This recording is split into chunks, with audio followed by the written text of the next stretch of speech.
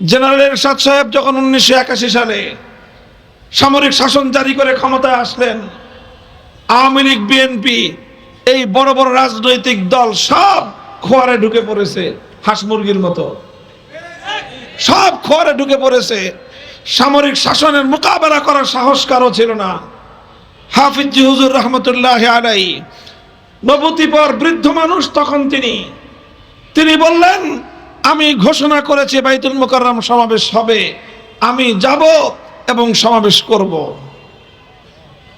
সেই মার্শাল্লাহ ভঙ্গ করে হাফিজ হুজুর রহমতুল্লাহ আলাইহি লালবাগের কিল্লার মোড় থেকে রওনা হয়ে তিনি বাইতুল মুকাররম পৌঁছেছেন এবং জেনারেল এরশাদ সাহেবের সামরিক শাসনের প্রতি বৃদ্ধাঙ্গুলি জারি করে নিজের কথার মর্যাদা তিনি রক্ষা করেছেন।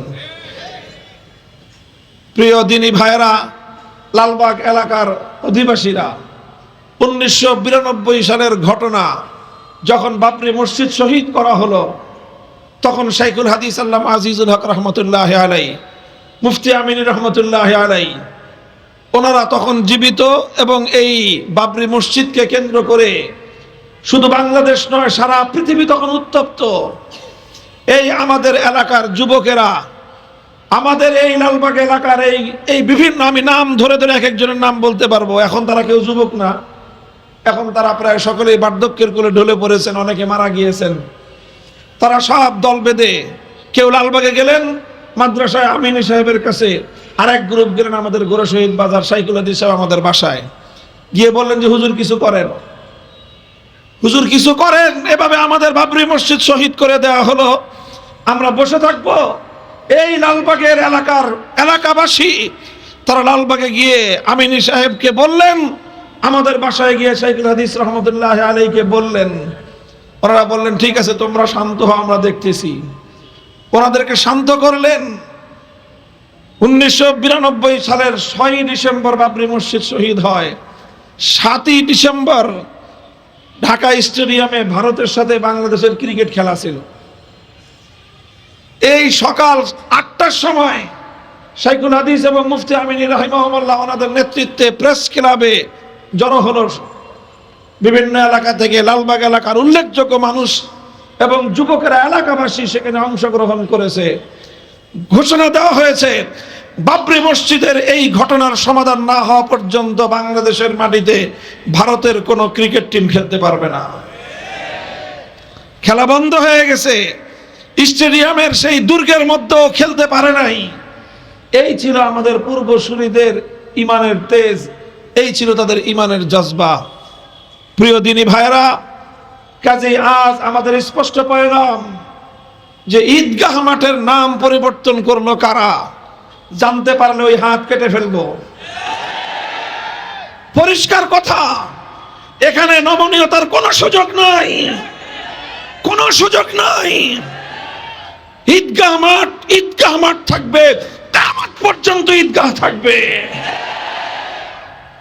বাচ্চারা খেলাধুলা করবে, সারা দেশের সমস্ত ঈদগাহ মাঠগুলোতেই এলাকাবাসী বিভিন্ন প্রয়োজন, তাদের জায়েজ হাজাত, তাদের শরীয়ত সমর্থিত প্রয়োজনগুলো তারা সেখানে পূরণ করে।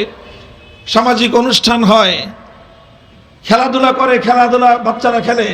এই যে আমাদের মোহাম্মদপুরে ঈদগাহ মাঠ আছে, বিশাল ঈদগাহ মাঠ, সারা বছর এলাকার বাচ্চারা সেখানে খেলাধুলা করতেছে। ঈদের সময় আসলে সকলে সেখানে ঈদের নামাজ পড়তেছে এবং ঈদগাহ মাঠের পবিত্রতা এবং তার ভাব গাম্ভীর্য রক্ষা পাচ্ছে। কাজেই এটা আমাদের জন্য অত্যন্ত কলঙ্কের একটা বিষয়, কলঙ্কের একটা বিষয়। আমি তো বলবো যে যারা এই ঘটনার সাথে জড়িত, ঈদগাহ মাঠের নাম পরিবর্তন করার সঙ্গে যারা জড়িত, তারা এত মস্ত বড় অপরাধ করেছে এই এলাকাবাসীর কাছে এবং এলাকার আলেম সমাজের কাছে, ইমামদের কাছে নিঃশর্ত যদি ক্ষমা প্রার্থনা না করে, তাহলে এই এলাকায় তাদেরকে অবাঞ্ছিত ঘোষণা করতে হবে।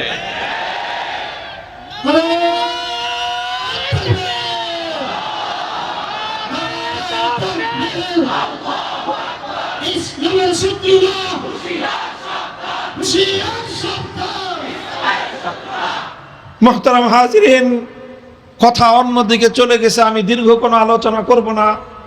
কোরআনে পাকের একটি আয়াত সূরাতুল আহকাফ থেকে আমি আপনাদের সম্মুখে তেলাওয়াত করেছি। এই আয়াতের অল্প একটু বিষয় আমি আলোচনা করব। আমার আল্লাহ পাক রব্বুল আলামিন অত্যন্ত গুরুত্বপূর্ণ একটি ঈমানি সিফাত, একটি ঈমানি বৈশিষ্ট্য হাসিল করার জন্য মানব জাতিকে আল্লাহ পাক উদ্বুদ্ধ করেছেন, তারগিব দিয়েছেন। আল্লাহ বলেন, ইন্নাল্লাযীনা ক্বালু রাব্বুনাল্লাহু সুম্মা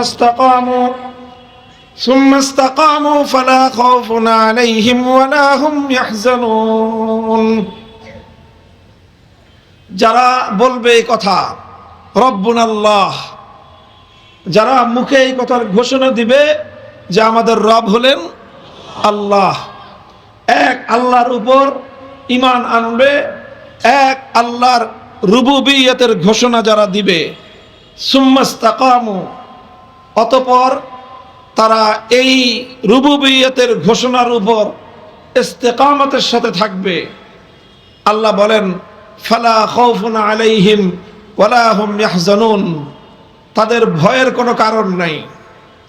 দুনিয়ার অবশিষ্ট জীবনেও ভয়ের কারণ নাই, কবর জগতেও ভয়ের কোনো কারণ নাই, কবর থেকে উঠে হাসরের ভয়াবহ পরিস্থিতিতেও ভয়ের কোনো কারণ নাই, কঠিন পুলসিরাত পাড়ি দেওয়ার সময়ও ভয়ের কোনো কারণ নাই।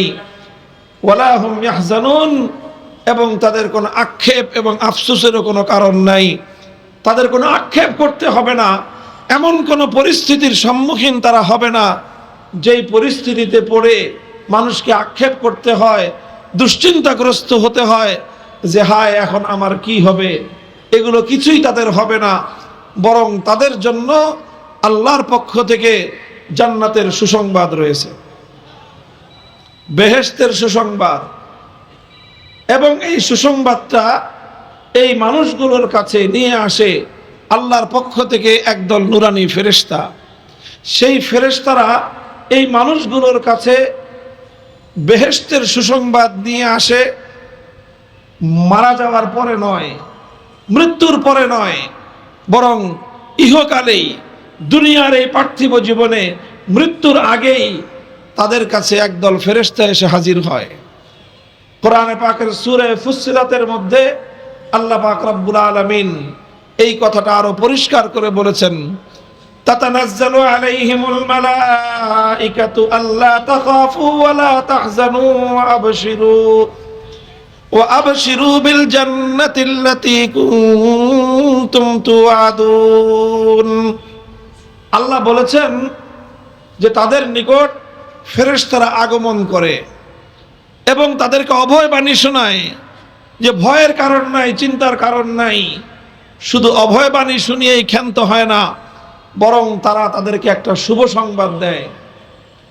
কি শুভ সংবাদ? ওয়া আবশিরু বিল জান্নাতিল্লাতী কুনতুম তুআদুন, তোমাদেরকে যেই জান্নাতের প্রতিশ্রুতি দেওয়া হয়েছে সেই জান্নাত তোমাদের জন্য কনফার্ম।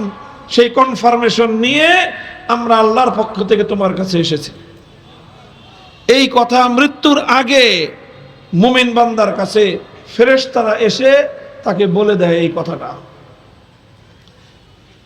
এরপরে বলে ফেরেশতারা, এটা কখন বলে? মৃত্যুর আগেই। এটা এমন একটা সময় বলে ফেরেশতারা মৃত্যুর আগে এক শ্রেণীর মানুষের কাছে এই অভয় বাণী আর এই সুসংবাদ বার্তা নিয়ে আসে।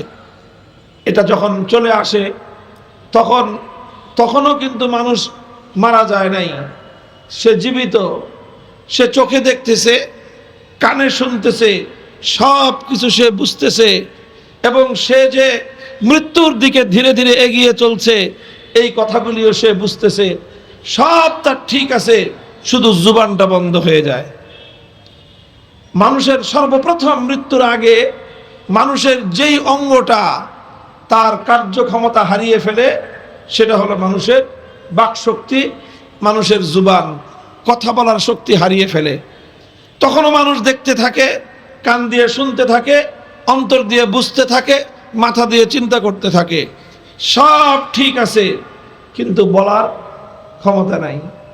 আল্লাহ পাক রব্বুল আলামিন বলার ক্ষমতাটা রহিত করে দিয়েছেন। যদি বলার ক্ষমতা রহিত না করতেন তাহলে মরার আগে সবাই সব খবর ফাঁস করে দিয়ে যেত। কার কাছে নুরানি ফেরেশতা এসেছে সে বলে দিত, আর কার কাছে মুগুরওয়ালা ফেরেশতা আসছে সেও বলে দিত। কিন্তু আল্লাহ রাব্বুল আলামিন আগেই তার বাক শক্তি বন্ধ করে দিছে, দেখবা শুনবা মাকার কইতে পারবা না। এটা আল্লাহ পাক রব্বুল আলামিন এই সিস্টেমটা করেন। এই জন্য দেখবেন মৃত্যুর আগে মানুষের অনেকের মধ্যেই আলামত প্রকাশ পায়। কারো চেহারার মধ্যে আনন্দ উল্লাসের একটা ছাপ ফুটে ওঠে, কারো চেহারার মধ্যে ভীতি এবং আতঙ্কের ভাব ফুটে ওঠে। তো মুহতারাম হাজিরিন, মরার আগেই কঠিন এই পরিস্থিতিতে মৃত্যুর মুখে দাঁড়িয়ে এমন একটা অভয়বাণী আর এমন একটা সুসংবাদের বার্তা যদি পাওয়া যায় কেমন হয় বলেন তো, কেমন হয়? এরকম একটা সুসংবাদের বার্তা পাওয়ার জন্য কার কার আগ্রহ আছে? আল্লাহ পাক কবুল করেন।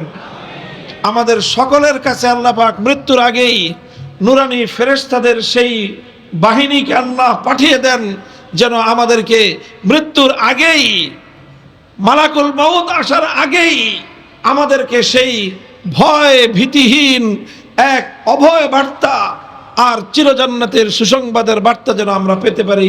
আল্লাহ আমাদের সকলকে নসিব করুন। এটার জন্য একটা সিফাত, একটা বৈশিষ্ট্য হাসিল করতে হবে। কয়টা? ছোট্ট একটা কথা, ছোট্ট একটা বিষয়, এটাকে অর্জন করতে হবে, একটা গুণ হাসিল করতে হবে। সেই গুণটাকে আমি কোরআনের ভাষায় আপনাদের সামনে বলবো, আপনারা কোরআনের ভাষায় এটাকে মুখস্থ করে নিয়ে যাবেন। সেই গুণটা হলো ইস্তেকামাত। কি বললাম? জোরে বলেন, সবাই বলেন কি? ইস্তেকামাত। আল ইস্তেকামাহ, এই ইস্তেকামাতের গুণ যাদের থাকবে আল্লাহ পাক রব্বুল আলামিন তাদের জন্য এই মহা সুসংবাদের বার্তা পাঠাবেন। আমার কথা খুব লম্বা না, এখন আমি আপনাদেরকে শুধু এই ইস্তেকামতের বিষয়টা একটু বুঝাবো, এটাই আমার কথা শেষ। ইস্তেকামত কি জিনিস? ইস্তেকামত কাকে বলা হয়? ইস্তেকামত আমরা বাংলায় এর অনুবাদ করি অটলতা, অবিচলতা, দৃঢ়তা, কোনো একটা কাজের উপর অটল থাকা, মজবুত থাকা, দৃঢ় থাকা, এটা ইস্তেকামত। আল্লাহ বলেছেন ঈমান আনবে আল্লাহর উপর, রব মানবে কাকে? এই এক আল্লাহকে রব মানার পর এর উপর ইস্তেকামতের সাথে থাকবে, এই কথার উপর অটল এবং অবিচল থাকবে। যদি এই ইস্তেকামতের উপর কেউ থাকতে পারে তাহলে এই পৃথিবীতে সবচেয়ে বড় সৌভাগ্যবান সে। সবচেয়ে বড় সৌভাগ্যবান, সবচেয়ে বড় গুণ, সবচেয়ে বড় বৈশিষ্ট্য হলো ইস্তেকামতের এই বৈশিষ্ট্য। শাইখুল ইসলাম ইবনে তাইমিয়া রাহমাতুল্লাহি আলাইহি বলেছেন, আল ইস্তেকামাতু আফজালুল কারামা। আমরা তো বুজুর্গ তালাশ করি, আল্লাহওয়ালা তালাশ করি, কথা বলেন ঠিক না বেঠিক? আল্লাহওয়ালা বুজুর্গ, আল্লাহর নেক বান্দা, আল্লাহর পেয়ারা বান্দা, আমরা তাদেরকে তালাশ করি। কেমনে তালাশ করি? খুঁজি যে কার কি পরিমাণ কেরামতি আছে, কার কি পরিমাণ কারামাত আছে। যার যত বেশি কারামাত আমরা মনে করি সে তত বড় আল্লাহওয়ালা বুজুর্গ। শাইখুল ইসলাম ইবনে তাইমিয়া রাহমাতুল্লাহি আলাইহি বলেন, যদি তোমার কাছে হাজারো কারামত থাকে, অন্য এক বর্ণনা আছে আল ইস্তেকামাতু ফাওকা আলফি কারামাতিন, 1000 কারামত যদি কারো থাকে তাহলে এটা তার জন্য যতটা সৌভাগ্যের বিষয়। 1000 কারামতের দ্বারা একজন মানুষ আল্লাহর যত বেশি প্রিয় সাব্যস্ত হয়, তার চেয়েও বেশি আল্লাহর নৈকট্য প্রাপ্ত হয় একজন মানুষ যদি ইস্তেকামতের সাথে ঈমানের উপর যদি সে অটল থাকতে পারে। ঈমানের সাথে অটল বুঝেন না? এই যে কচু পাতা চিনেন? কচু পাতার উপর পানি, কচু পাতার উপর যদি পানি থাকে এটা কি অটল থাকে, অবিচল থাকে?